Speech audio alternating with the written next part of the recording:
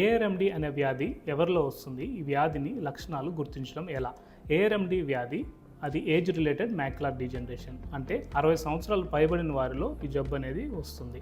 రెండోది కుటుంబం, family history, ఫ్యామిలీలో ఎవరికైనా ఇటువంటి డిసీజ్ ఉంటే వాళ్ళకి కూడా ఈ జబ్బు వచ్చే అవకాశం ఉంది. 3, స్మోకింగ్ చేసే వాళ్ళలో కూడా ఎక్కువ ఈ జబ్బు వచ్చే అవకాశం ఉంది.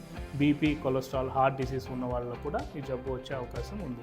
దీని లక్షణాలను గుర్తించడం ఎలా? ఇది మ్యాక్యులా అంటే రెటినాలో సెంట్రల్ ఏరియా ఎఫెక్ట్ అవడం వల్ల, ముఖ్యంగా సెంట్రల్ విజన్ ఎఫెక్ట్ అవడం మనం ఈ జబ్బులో చూస్తాము.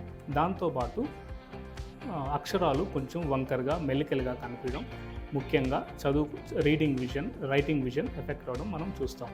అదేవిధంగా కొంతమందిలో సెంట్రల్ భాగంలో ఒక చిన్న మచ్చలాగా ఏర్పడడం కూడా మనం చూస్తాం. ఈ వ్యాధిని నిర్ధారణ చేయడానికి దగ్గరలో ఉన్న రెటినా స్పెషలిస్ట్కి ఒకసారి కన్సల్ట్ అవ్వాల్సి వస్తుంది.